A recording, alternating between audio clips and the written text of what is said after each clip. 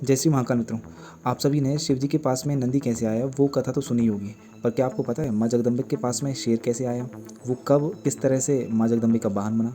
तो दोस्तों, शिव पुराण के वायवी संहिता के 27वें अध्याय में ये बताया गया है कि शुंभ ने जब भगवान ब्रह्मा से वरदान प्राप्त कर लिया कि कोई भी पुरुष उन्हें नहीं मार सकता, केवल उन्हें वही स्त्री मार पाएगी जो पार्वती जी से उत्पन्न हुई हो एवं जिसने कभी किसी पुरुष को स्पर्श ना किया हो, साथ ही उस स्त्री को कभी किसी प्रकार की रति अर्थात प्रेम प्राप्त ना हुआ हो।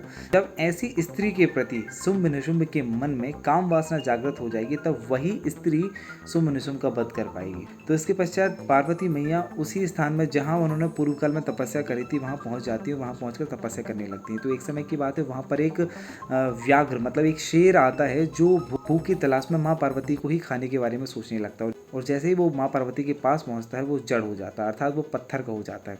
काफ़ी देर तक वो पत्थर का बना रहता है, और क्योंकि वो शेर पत्थर का बन चुका है लेकिन वो कंटिन्यूसली माँ पार्वती को देख रहा है, तो इसके कारण उस व्याघ्र के अर्थात उस शेर के अंदर की दुष्टता और मलिनता समाप्त हो जाती है, और वो धीरे धीरे माँ जगदम्बे का, माँ पार्वती का ही भक्त बन जाता है।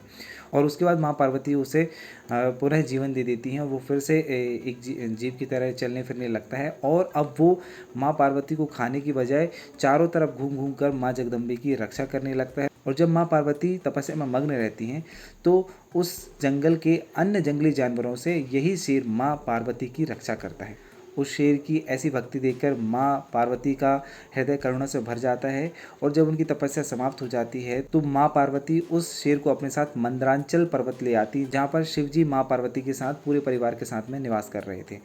उसके बाद शिव जी उस शेर को माँ पार्वती के अंतःपुर का प्रधान सेनापति बनाते हैं, और उस शेर का नाम रखते हैं सोम नंदी। तो इस तरह से माँ पार्वती के वाहन अर्थात शेर का नाम है सोम नंदी।